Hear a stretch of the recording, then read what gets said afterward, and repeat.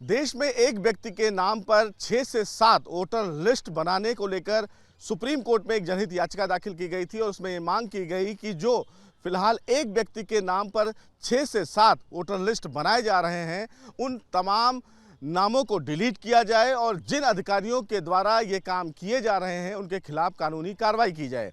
बहरहाल supreme court ने कहा कि इस पूरे मामले पर वो हस्तक्षेप नहीं करेंगे, लेकिन सुप्रीम कोर्ट ने तमाम याचिकाकर्ताओं से ये कहा कि वो संबंधित हाई कोर्ट में इस पूरे मामले को लेकर अपील करें और हाई कोर्ट इस पर विचार करे। तो हम समझते ही हैं कि क्या मामला रहा और किन कारणों की वजह से सुप्रीम कोर्ट आना हुआ। सर, क्या वजह रही जो अब सुप्रीम कोर्ट में आपने जनहित याचिका दाखिल की और ये कहा कि वोटर लिस्ट में बहुत ज़्यादा दिक्कतें हो रही हैं? देखिए, सबसे बड़ी बात तो ये है कि हमारे देश में जो इलेक्शन में जितनी बड़ी धांधली चल रही है उतनी किसी और जगह नहीं चल रही है।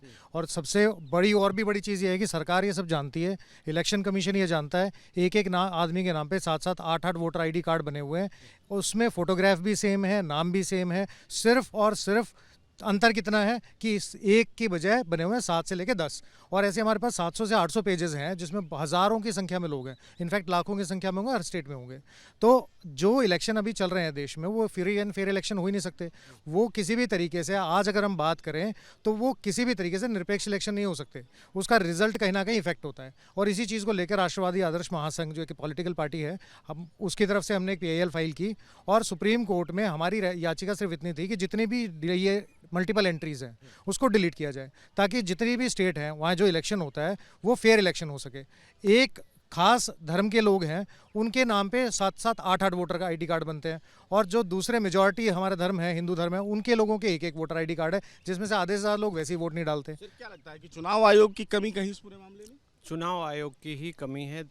पिछले साल अगस्त 2023 में चुनाव आयोग ने सारे स्टेट्स के जो चुनाव आयुक्त हैं उनको चिट्ठी भेजा था कि ये कार्रवाई कीजिए, और फिर चुनाव आयोग ने अपनी फॉर्मेलिटी पूरी कर ली कि भेज दिया, उसके बाद सो गए। उनको कम से कम पूछना चाहिए 10 दिन बाद, 15 दिन बाद कि आपने क्या किया, बताइए। इस पर नहीं किया तो एक्शन लेना चाहिए।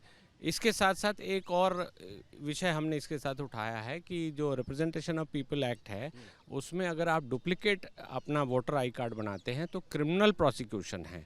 तो कोई केस, कितने केस इन्होंने दाखिल किए हैं ये देखने की बात है। जैसा अभी विकास जी ने बताया कि हमने हज़ारों एंट्रीज पकड़ी हैं जिसमें 7-7, 8-8 कार्ड, वोटर कार्ड एक आदमी के बने हुए हैं। तो उस पर तो मुकदमा बनना चाहिए ना। ये अगर शुरू कर दें, चुनाव आयोग इस चीज़ को शुरू कर दे, तो जो भी लोग हैं ऐसे जो जिन्होंने मल्टीपल एंट्रीज बनाई हुई हैं वो सब सरेंडर करके भाग जाएंगे। ये होना चाहिए, देश का प्रजातंत्र को बचाने के लिए बहुत ज़रूरी है। मुझे जी, क्या हाई कोर्ट में अपील आप लोग करेंगे? देखिए, सुप्रीम कोर्ट ने हमें बोला है कि आप रिस्पेक्टिव जो स्टेट हैं वहाँ रिप्रेजेंटेशन फाइल कीजिए, क्योंकि यहाँ पे इतना मुश्किल हो जाएगा इस चीज़ को एनालाइज करना, इस डाटा को मैनेज करना। तो पहले रिप्रेजेंटेशन हर स्टेट में जाएगी और उसके बाद अगर वो स्टेट उस रिप्रेजेंटेशन पे किसी तरीके की सुनवाई नहीं करते हैं तो हम रिस्पेक्टिव हाई कोर्ट में मैंडेमस जो रिट है वो कंसर्न हाई कोर्ट में हम फाइल करेंगे। ये हमारा राइट अभी भी हमारे पास अवेलेबल है, क्योंकि हर स्टेट की जो वोटर लिस्ट है वो साफ़ सुथरी होनी चाहिए।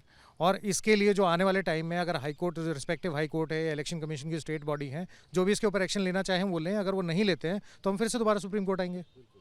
तो सीधे तौर पर फिलहाल वोटर लिस्ट में हो रही धांधलियों को लेकर सुप्रीम कोर्ट ने तो कोई अहम आदेश जारी नहीं किया, लेकिन हाँ, याचिकाकर्ताओं को ये जरूर कहा कि वो संबंधित हाई कोर्ट्स में संबंधित राज्य सरकारों के समक्ष अपनी बात रखें। अगर वहाँ से उन्हें कोई राहत नहीं मिलती है तो देश की सुप्रीम कोर्ट में वो दोबारा याचिका दाखिल कर सकते हैं। लेकिन सुप्रीम कोर्ट के समक्ष जो ये मुद्दा उठाया गया ये बेहद गंभीर है और ये कोई पहली बार नहीं उठाया गया। इससे पहले भी कई याचिकाएं सुप्रीम कोर्ट में दाखिल की गई हैं जिन पर कार्रवाई हुई है। अब देखना बेहद अहम होगा कि जब संबंधित हाई कोर्ट में ये पूरा मामला पहुंचता है तो क्या कुछ हाई कोर्ट द्वारा आदेश जारी किया जाता है।